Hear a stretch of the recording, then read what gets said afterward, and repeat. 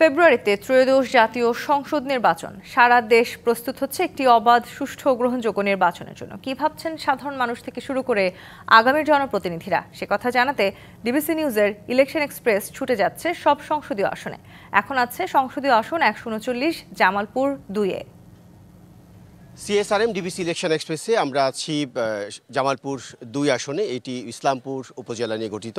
আমার সাথে এই মুহূর্তে যুক্ত আছেন বিএনপির কেন্দ্রীয় কমিটির সদস্য সুলতান মাহমুদ বাবু। আপনাকে স্বাগত জানাচ্ছি আমাদের সিএসআরএম ডিবিসি ইলেকশন এক্সপ্রেসে। তো আপনি এক এলাকার নিবেদিত প্রাণ দলের জন্য এবং আস্তে আস্তে ধীরে ধীরে গণমানুষের নেতা হয়ে উঠেছেন। দীর্ঘদিনের জার্নিটা অনেক কণ্ঠকাঠিন্য ছিল, তো কেমন ছিল সেই জার্নিটা সংক্ষেপে জানতে চাই। এটা অনেক কঠিন ছিল। ওই সময় ছিল না কোনো রাস্তাঘাট ছিল না, যাতায়াতের কোনো ব্যবস্থা ছিল না। ওই সময় ছিল আমার সঙ্গে মূলত এই এলাকার জনগণের জন্য যুদ্ধ আওয়ামী লীগের রাশেদ মোশাররফ সাহেবের সাথে। তো উনি অত্যন্ত ঝান্ডুলোক ছিলেন।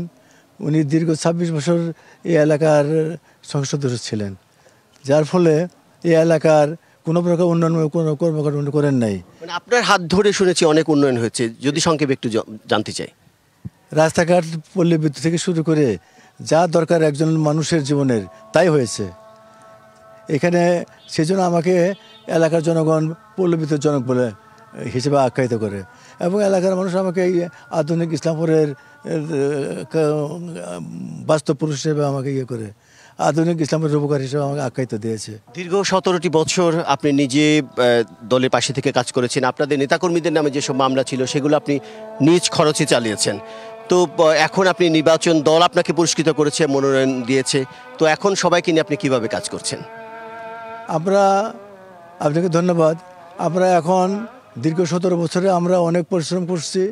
আমরা আমাদের নেতাকর্মীরা বিভিন্ন সময় বিভিন্নভাবে তারা পালিয়ে বেরিয়েছে, এবং পাশাপাশি তারা আন্দোলন সংগ্রাম করছে, স্লোগান দিয়েছে। এর পাশাপাশি আমাদের নেতাকর্মীরা অত্যন্ত সফলতা ছিল। 1 টাকা দিলে 1 টাকাই, না দিলে নাই। বলে ভাই, যেহেতু আমরা বিদ্যুৎ দলে, কিন্তু আমাদের টাকা পয়সা লাগবে না, আমরা পানি খাইয়ে থাকবো। এদের কাছে আমরা খুব ঋণী। আমরা এদের কাছে সত্যি আমরা ঋণী। দেশনীতির পক্ষে থেকে আমি বলতে চাই, এবং আমাদের ভারপ্রাপ্ত চেয়ারম্যানের কাছে বলতে চাই যে আমার এলাকার নেতাকর্মী অত্যন্ত নিবেদিত। আপনাদের ভারপ্রাপ্ত নেতা একটি স্লোগান দিয়েছেন, আপনাদের তারুণ্যের প্রথম ভোট ধানের শীষের পক্ষে হোক। আপনার 4.5 কোটি নতুন ভোটার যারা এখনো ভোট দেয়নি, তাদের উদ্দেশ্যে সংক্ষেপে জানতে চাই কি বলবেন আপনি? তারা যেহেতু বিগত দিনে আন্দোলনের সংগ্রামে ফ্যাসিস্টের বিরুদ্ধে আমরা ছিলাম একমাত্র জাতীয়বাদী শক্তি, কাজে আমি মনে করি যারা আগামী দিনের নতুন প্রজন্ম এবং ভোটার হিসেবে আসবে, এরা আমাদেরকে সমর্থন দেবে এবং আমাদেরকে এরা ভোট দেবে, কারণ আমার দেশ এবং জাতির অত্যন্ত প্রহরী। এটা আমরা প্রমাণিত। আমরা দেখছি যে জামালপুর, টাঙ্গাইল সহ বিভিন্ন জেলাতে যাদেরকে মনোনয়ন দেওয়া হয়েছে, যেসব আসনে অনেকেই মনোনয়ন না পেয়ে ক্ষোভের আগুনে পুড়ছেন। সেই ক্ষোভ নিবারতে আপনি কিভাবে কাজ করবেন সংক্ষেপে জানতে চাই। না, আপনাকে ধন্যবাদ। আমার এখানে ক্ষোভ নাই।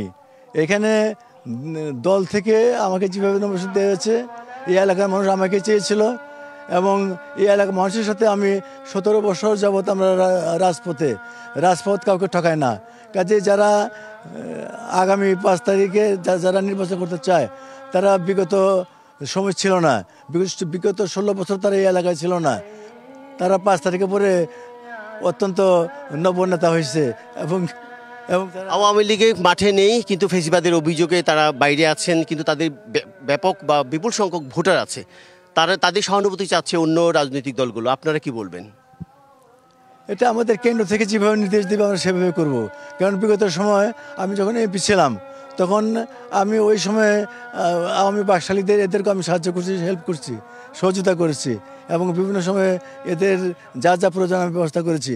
আমি মনে করি যে এরা আমার প্রতি অত্যন্ত সহানুভূতিশীল, এবং এরা আমার পক্ষে, যদি আমরা চাই, এরা আমাদের পক্ষে আসবে, আমার পক্ষে আসবে। আপনাকে অনেক ধন্যবাদ আমাদের সাথে সংযুক্ত হওয়ার জন্য। শুনছিলেন সিএসআরএম ডিবিসি ইলেকশন এক্সপ্রেস। আমরা পরবর্তীতে এই আসনেরই অন্য কোনো রাজনৈতিক দল নেতার সাথে কথা বলবো। ততক্ষণ সিএসআরএম ডিবিসি ইলেকশন এক্সপ্রেস আমাদের সাথেই থাকুন।